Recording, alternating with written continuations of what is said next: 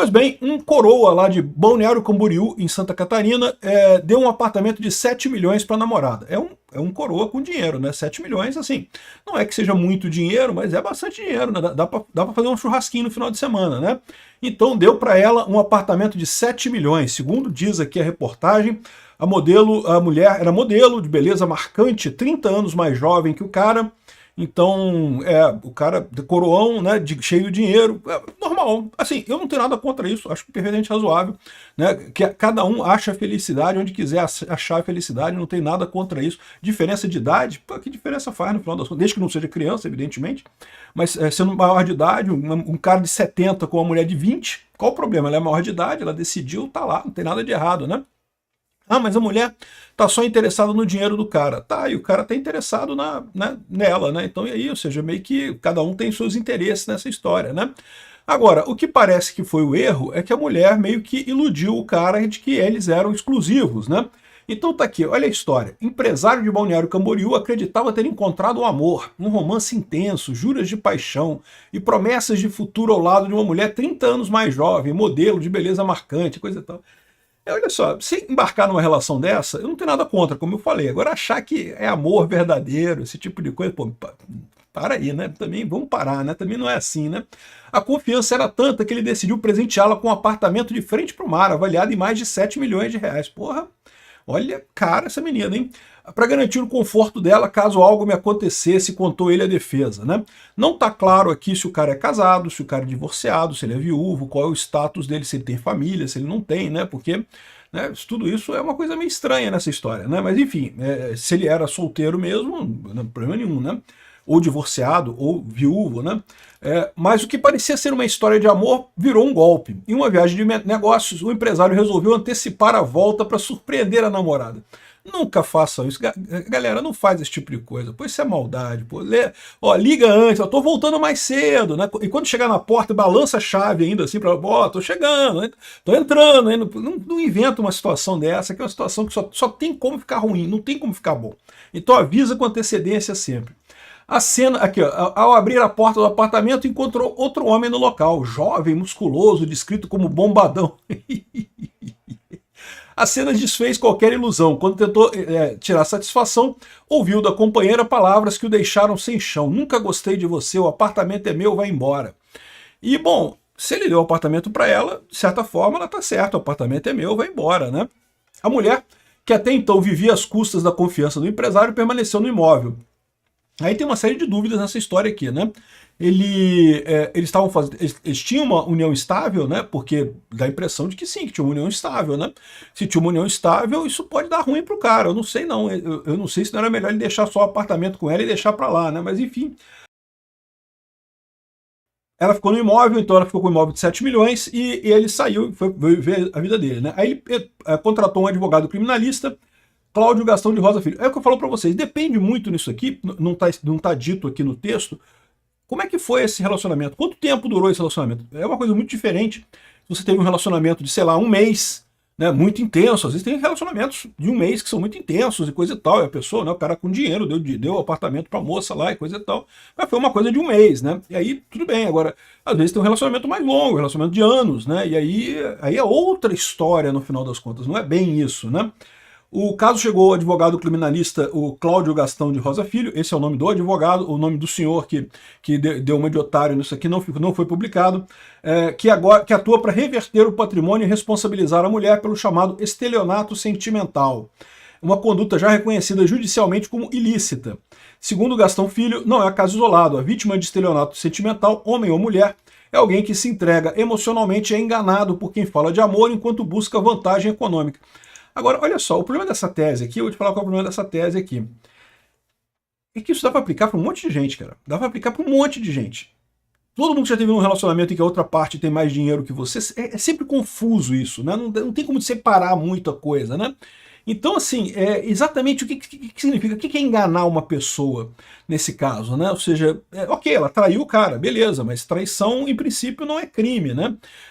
O que é crime mais ela ter dito que nunca gostei de você, o apartamento é meu, vai embora. E de novo, o cara tem Foi isso mesmo que aconteceu, né? Porque a gente tá vendo aqui a visão do cara, né? Assim, eu sendo homem e velho, eu tendo a me solidarizar com o rapaz aqui. Eu só não sou rico igual ele, né? Mas tendo a me solidarizar com ele. Agora, a pergunta é essa, né? Como é que foi esse relacionamento? Não, tá muito por alto essa história aqui. Esse caso, evidentemente, foi um absurdo. Traição é um absurdo, né?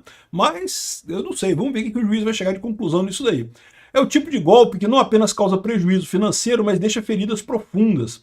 O Superior Tribunal de Justiça confirmou o direito à indenização por danos materiais e morais em decisão recente e unânime. Excelente. O processo busca provar que o relacionamento foi baseado em manipulação e má-fé com objetivo patrimonial. Caramba, bicho. Pois é o que eu falo, cara. Isso, você pode enquadrar um monte de casamentos tradicionais nesse tipo de coisa, né? De mulheres que buscam caras com mais dinheiro, não é uma espécie de relacionamento baseado em má fé com objetivo patrimonial. Esse negócio de caçadora de baú, né? Caçadora de ouro, né? Tem isso desde o início da história, né? Mulher que casa com homem mais rico para enriquecer. Isso é a coisa mais velha do mundo, né? Agora, o vacilo da menina também foi esse, né? Traiu o cara, por sacanagem, né? No próprio apartamento, né? O advogado sustenta que, embora o imóvel esteja no nome da mulher, o presente foi obtido mediante engano, caracterizando o crime. A história começou como um conto de amor e terminou como um pesadelo jurídico. Para o empresário, resta a vergonha, a humilhação e a sensação de ter sido usado por alguém que conhecia bem o poder da sedução. Ih, rapaz, a mulher deve ser bonita, né? Bom, aí o que acontece? Olha só, primeira coisa, tem que lembrar, aqui tem outras notícias falando a mesma coisa aqui. É a mesma história sendo contada aqui, né? Tem algumas coisas nisso daqui, olha só. Revogação da doação. Você sabe que quando você doa alguma coisa para alguém, você pode revogar a doação, tá? Tem casos já explícitos aqui no Código Civil. A doação pode ser revogada por ingratidão do donatário ou por inexecução do encargo. Então, por exemplo, eu imagino que ele doou o apartamento para ela sem nenhum ônus, né? Mas ele poderia ter feito um contratozinho com ela, requerendo exclusividade. Eu estou te doando esse apartamento, desde que você fique comigo até o fim da minha vida, ou até eu decidir encerrar o caso com você exclusivamente. E pronto, se ela rompeu essa cláusula, ela perde o apartamento, né? Ou ingratidão do donatário. Não se pode renunciar antecipadamente o direito de revogar a liberdade por ingratidão do donatário. Ou seja, você não pode fazer um contrato dizendo eu abro mão de revogar essa doação. Não pode fazer isso. Podem ser revogados por ingratidão. Ou seja, o que é ingratidão do donatário? Né? Ingratidão, aqui está falando que pode ser revogada por inexecução de encargo, ou seja, você fez um contrato, eu vou te doar um apartamento, mas você se obriga a fazer alguma coisa por mim, né? E aí, beleza. Se a pessoa não cumprir o que ela se obrigou, ela perde a doação do apartamento. Ou então por ingratidão do donatário. O que é ingratidão, né? Se o donatário atentou contra a vida do doador ou cometeu crime de homicídio doloso contra ele. Então, se a pessoa matou, perde, né? Beleza. Se cometeu contra ele ofensa física, ou seja, bateu na pessoa, nada disso aqui se enquadra. Se o injuriou gravemente ou caluniou, então se falou mal da pessoa. Você recebeu alguma coisa de doação e fez uma injúria contra a pessoa. Aqui já podia encaixar, né? Porque ela falou que não amava ele, que não queria nada com ele, não sei o que lá, não deixa de ser uma injúria, né? Se, podendo ministrá-los, recusou o doador alimentos de que esse necessitava. Também não é o caso, né? Aí tem outros casos aqui de revogação e coisa e tal, mas o base é, sim, doação pode ser revogada, tá? Se você fizer merda, pode ser revogado. O caso que o advogado achou mais pertinente, porém, é 171. Estelionato, obter para si ou para outrem vantagem ilícita em prejuízo alheio, induzindo ou mantendo alguém em erro, mediante artifício, ardil ou qualquer outro meio fraudulento. Ou seja, alguém enganou o cara, a mulher enganou o cara para conseguir o apartamento, né? E isso é o chamado estelionato sentimental, né? Amor bandido. É muito comum com mulheres, tá? Mulheres mais velhas, o pessoal costuma cair muito em papo disso, e dar dinheiro, mandar dinheiro, é estelionato sentimental, esse tipo de coisa. Mas esse caso não deixa de se aplicar do mesmo jeito. E aí que eu falo pra vocês, cara, isso aqui vai causar problema pra caramba, porque, assim, é uma instituição meio, digamos, cultural, né? A mulher casar pra cima, né? Casar com um cara que tem mais dinheiro que ela, né? E de certa forma não deixa de ser isso daí. Né? Como é que, o que garante que não foi que ela realmente não amava o cara, só que de repente deixou de amar ele, né? Pode ser, traiu o cara, pô, isso aí acontece nas melhores famílias, né? Enfim, vamos ver o que vai ser o resultado disso daqui, né? Um conselho para vocês: não deem apartamento de 7 milhões para sua namorada novinha, isso pode dar problema. Se for fazer isso, bota uma cláusula, contrato, gente. Contrato é uma coisa importante, contrato faz sentido. Bota uma cláusula, olha só, eu estou fazendo a doação para fulana, desse apartamento aqui de 7 milhões, mas ela tem uma cláusula aqui que ela se obriga a ficar comigo exclusivamente até o fim da minha vida e coisa e tal, depois ela pode fazer o apartamento que ela quiser. Mas, entendeu? E aí você garante isso, que se ela trair, pronto, você consegue usar com a traição, você consegue reverter a doação. Muito melhor no final das contas, né? Enfim, é isso daí. Espero que seja resolvido o caso, né? E isso aqui vai gerar jurisprudência para um monte de gente. Fico até preocupado. Vamos ver qual vai ser a decisão do juiz primeiro.